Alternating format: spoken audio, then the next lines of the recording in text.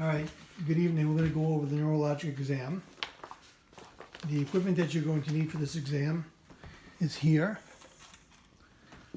Okay, that's a reflex hammer with a sharp point, a tuning fork, something for the patient to smell, a pen, and a paper clip, which you'll see used as we go.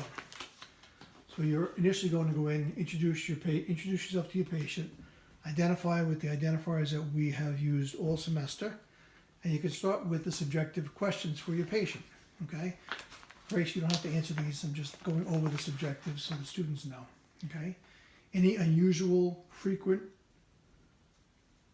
headaches, or unusually frequent or unusual headaches? Have you ever had a head injury? Ever feel dizziness? Ever had any convulsions? Any tremors in the hands or face? Any weakness in any part of the body? Any problem with coordination? Any numbness or tingling? Any problem swallowing? Any problem speaking? Past history of stroke, spinal cord injury, meningitis, congenital defect, or alcoholism? Any environmental, occupational hazards such as insecticides or chemical ingestions? So we've discussed this all through the semester that anything that gives you a positive, you need to go through and ask further questions. You would also, when you document what's called the pertinent negatives. All right, so now we're going to move in to the exam. The first part of the examination is always going to be orientation. Okay? Can you tell me your name? Grace. And where are you? In a house. Are you on the first floor, the second floor, the third floor of the house? The second floor. Okay. Do you know today's date? It is April 24th, 2020. Okay, very good. And you know who the president is? Donald Trump. All right, so that is the basics of orientation. We're next going to move through the cranial nerves. Okay, what I'm going to do is I'm going to review quickly what we're going to examine on the cranial nerves. Okay, so the cranial nerve 1 is going to be smell. Cranial nerve number 2 is vision and the visual fields, and that's going to be by confrontation.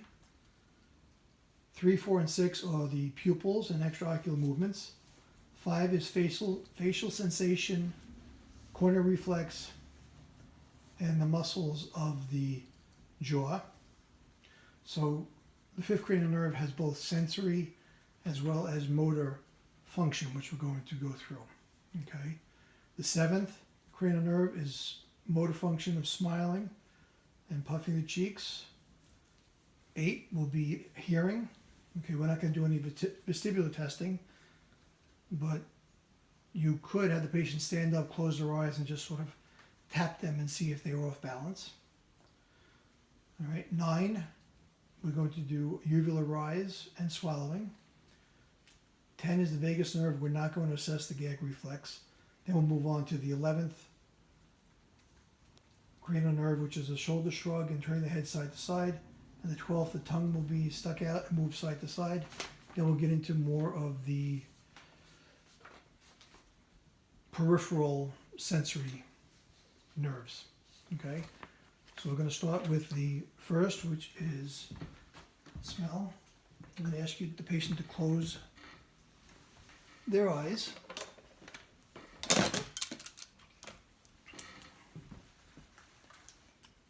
Okay, and then cover one nostril. All right, I'm going to ask you to smell something and identify it for me, okay? Okay. What do you smell?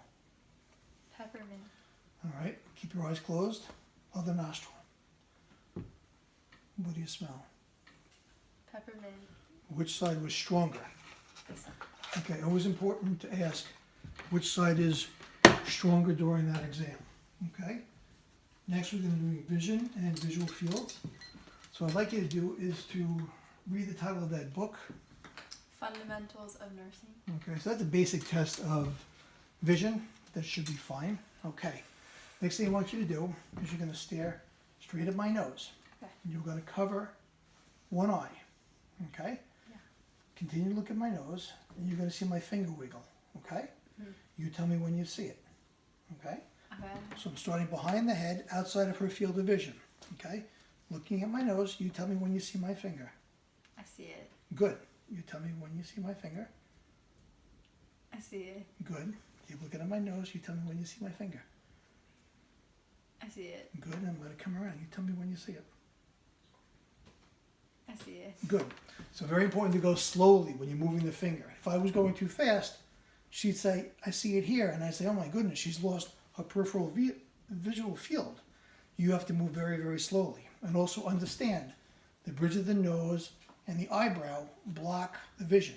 So it takes to here for the patient to see it, okay?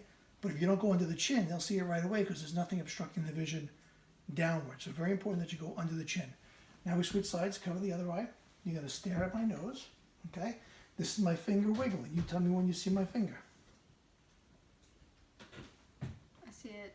Good. So you see that the brow sort of blocks the visual field. Now from the side, her hand is here, so she's not going to see it here. She's not going to see it till I come around. I see it. Good. Now I've got to go way under her chin because she can see this. Correct? No. How about now? Yeah. Okay. So you have to go way under the chin. Tell me when. I see it. Good. And now I'm going to come around. You tell me when. I see it. Very good. All right. So those are visual fields by confrontation. All right. Next we're going to be using the light. We're going to look at the pupils. Okay. So I'm going to ask you to come in as I find my light. Oh, there it is. One second. Okay. Dark-eyed people have smaller pupils. Blue-eyed people have bigger pupils just from the start. If you look at my pupils, you can see that they're bigger. Okay? If you look at Grace's pupils, okay, you can see they're probably a little bit, no, hers are pretty big too. All right, now we have to do a drug tox on you. Great. Okay. So what I want you to do is just put your hand here. Good. Let me take a look at this pupil. All right, and you're looking at the eye that you're testing, okay? Keep looking straight. All right, see that pupil? Now watch it close. Whoop. Okay, then it opens. Again. Okay, now you look at the other pupil, and that should move when I shine the light here. Okay, see? So it's accommodating for the other side. Now we're going to go to the other eye. Good. I'm going to shine the light here. Okay, good. And then when I come to this side, I'm going to shine the light over here. Oh, sorry. Watch that side. Good, very good. All right, does that bother you at all? No. Good. All right, so the next thing we're going to do, cranial nerve 3, 4, and 6 is going to be extraocular movements. Okay? So you're going to keep your head straight. And I'm going to do movements called the cardinal H with this. Okay? Cardinal H is simply starting here, side, side, up, down, back to center, and then in. Okay? All right? What I want you to do first is come in here really close. Okay? Don't move your head. Okay. Follow this. Okay? Okay? Now, if you saw, Grace had what's a normal process called a single beat of nystagmus. So normally when you have someone move their eyes to one side, their eyes will go like this. So she went this way and her eyes went like this. The other way she went like this. Okay? She can do it again. All right? This is something you will observe. Just don't be freaked out by it. Ready? Okay, everybody saw that? That one she didn't do, so she gets used to it as we go. Okay, so now we're going to do the cardinal H. Okay, so again, you're going to stare at the pen. Don't move your head. Okay, you've got to make sure you go up, down, over, up, down, over. And very important to watch when you go in. Okay?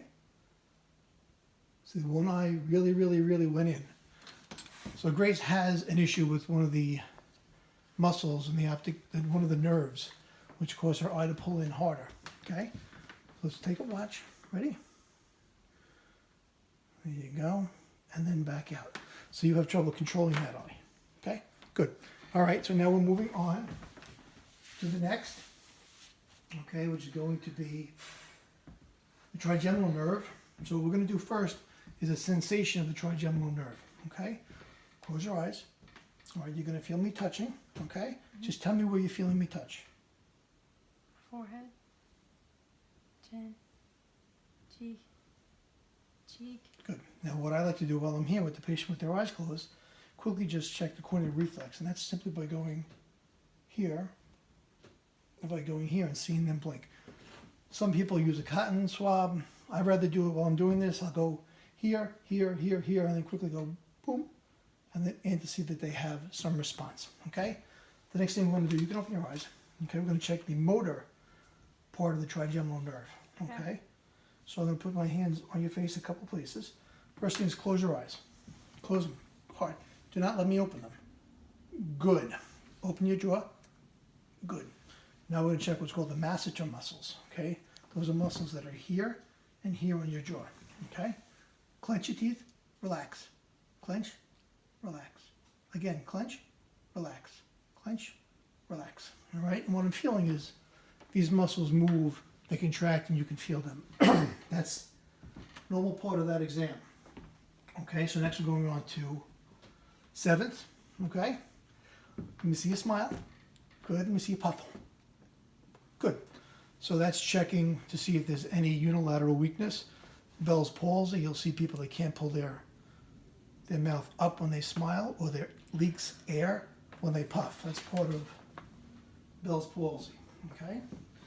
So next we're going to check 8, which is the auditory, okay, and the cochlear. So cochlear, let's just stand up really quick. So this we wouldn't do on our patients, but we can do it because we're here. Close your eyes for me. And just stand there. Keep your eyes closed, tight. Good. Just stand there. And you just tap the patient and see. Someone who's got a real issue with balance, you do this and they will just go ahead and sit down. They'll just fall.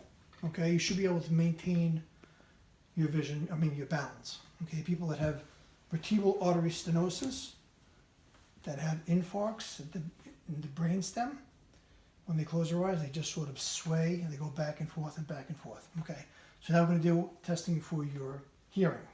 Okay, normally what we do in the clinical setting is with patients, we do a forced whisper at 5 feet. Okay. I'm going to say a word. You tell me what the word is. Okay? All right? Baseball. Baseball. Okay, so that's a forced whisper. Forced whisper is one that you can hear the person say it if you're in the room. Football. Football. Okay, so if I was to go, football, that's not a strong enough whisper. Okay? Other things that can be done, what's called Weber and Renee. You don't need to do this for school, but I like to show it to everybody, okay? So this is a tuning fork, okay? And for Weber, we hit the tuning fork, we put it on top of the head, and the patient tells me which side they hear it louder, okay? Simple. Which side is louder to you? That side? Yeah. Okay, where was your last ear infection? So on that side? Yeah. Okay, so we had an ear infection, we may have some mild hearing loss from the ear infection, okay? But if you were to document Weber, you would document patient lateralizes to the left with Weber, okay? Now for Renee is fun, okay? I'm going to hit this and I'm going to put this on the bone behind your ear, okay? It's not going to hurt you, all right? What you're going to do is you're going to raise your hand when you don't hear it anymore, okay?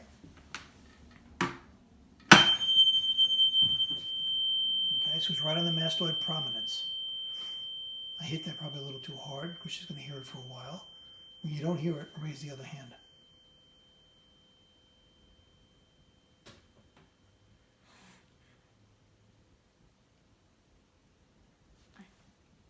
You hear it now? Yeah. Okay, and what you're checking is bone conduction versus air conduction. Bone conduction is always worse than air conduction. So when I do this, you're hearing that through your bone. And then I pull it to your ear so you can hear it through the air. Okay?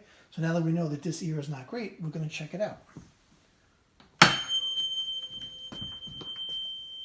Okay? So I'm on the mastoid prominence. with the tuning fork pushed back so she doesn't hear the sound waves. Raise your hand, that hand when you don't hear it.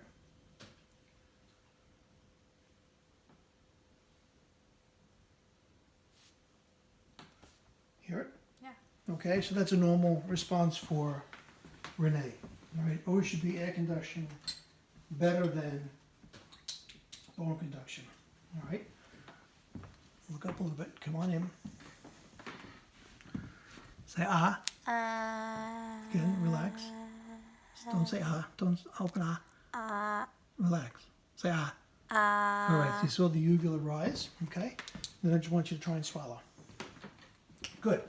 All right, so that means that cranial nerve 9 is working. Vagus, we're not going to check. It would be a gag reflex. We are not checking that. So now we're on to cranial nerve 11. All right, and this is relatively simple. Okay. Lift. Good. Turn your head this way. Good. Turn your head the other way. Good. Last one. Open your mouth. Stick out your tongue. Turn it side to side. Good. Okay. So now we're moving on to more of the peripheral testing. Okay. What I like to do, everybody, is just to do some reflexes. Sit back further, please. No, put your butt back. So your feet are off. Good. Okay. We're not doing this in clinical, but I will do it here just to see. The reflex hammer, it's not going to hurt. Okay. You find a little dent under the patella. Okay. Right there. All right. And you just tap it. Okay. Okay. Simple. And then you have this. All right. What you can do is, you may be able to see it. I'm not sure. Okay. Let your hand go. Let it go. Okay. There's a reflex there. And then watch the hand. Okay. There's reflexes there. All right. So you can do that on both sides. We're not doing it for clinical, but it's just something that is good to see. You like that, huh?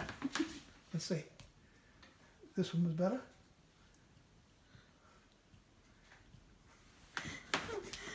All right? Yeah. Okay, so next we could do strength. Strength is relatively simple. If we were in the clinic and we had a patient that was there, all I would do is say, squeeze my hands, squeeze, squeeze, squeeze, and make sure that the squeezing is equal, okay? And I would have the patient pull the toes up, push them down. Good, pull the toes up, push them down. All right? So if you're seeing someone that's not in the hospital, then you would say, okay, lift me up, good, lift me up, good, put the leg up, pull me down, good, and pull me down, good. Take this arm, right? And let's say, push me out, good, pull me back, good, same thing. Supporting the elbow, push me out, good, and pull me back, good. And those are simple tests for strength. I typically say, if you've got enough strength to have a 4/4 with your hands and your feet, then the rest of the musculature should be fine. Okay? So next thing we're going to do, okay, is I use this for pretty much everything. Okay? You close your eyes, put your hands at your side. Here. Okay, close your eyes. This is me touching you. Mm-hmm. This is me not touching you. Yeah. Okay? Am I touching you, yes or no? Yes. And how about now? Yes. And how about now? No. And how about now? Yes. How about now? Yes. How about now? No. How about now? Yes. Now? Yes. Good. Open your eyes. Where's the last place I touched you? Good. Okay. So next is going to be differentiating sharp and dull. You can use something like this, or a simple paper clip that I had can be used. Okay. And with that, all you would do is open the paper clip up to a sharp point. All right, so if you would open this up, you'd have a sharp point, turn it over, and a dull part, okay? This is easier, it has the sharp edge and the dull edge. Close your eyes, please, okay? This is sharp, this is dull, this is sharp, okay? Again, dull, sharp, okay? What's this? Dull. Good? Dull. Good. Sharp. Good. Dull. Good. Sharp. Good. Sharp. Good. Dull. All right. Basic principle is relatively straightforward. It goes relatively quick. Okay. Next is going to be vibratory sense. And that's where the tuning fork comes back into the picture. Okay. All I'm going to do, we're going to hit this and I'll put it on one of the joints on your hand. Okay. You tell me if you can feel the vibration. Okay. Yeah. You feel the vibration? Mhm. Good. In this, you have to really hit it. Yeah. Good. All right, so that's vibratory sense. This down. Okay. Next is position sense. Position sense is simple. Okay. Give me a hand, please. Close your eyes. This finger, is it up or down? Up. Good. This finger, up or down? Down. Good. This finger, up or down? Down. Good. Other hand. This finger, up or down? Up. This finger, up or down? Down. Good. Now a toe. Is this toe? Close your eyes. Up or down? Up. Good. This toe, up or down? Down. Very good. All right. So that's position sense. It's relatively simple, easy to do. Okay.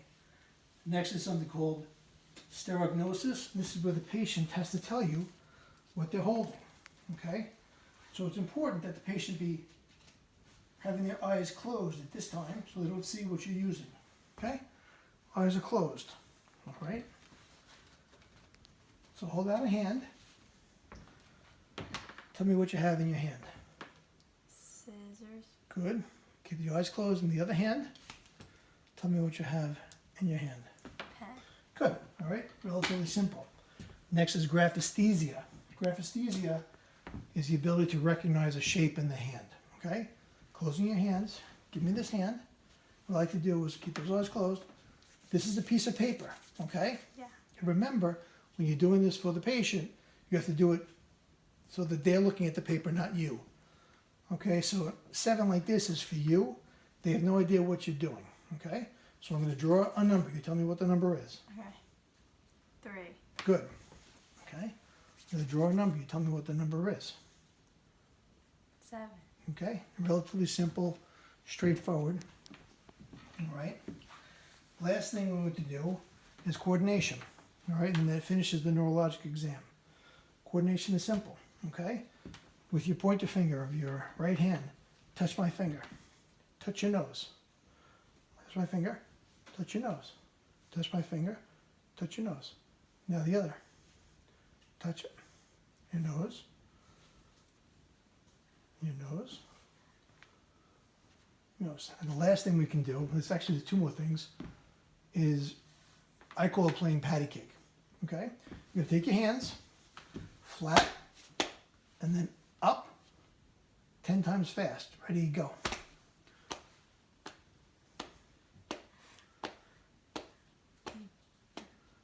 Good, perfect. Last thing to do is take this heel and run it up this shin, the other side. And those are the basic tests for coordination. That finishes your neurologic exam. Thank you.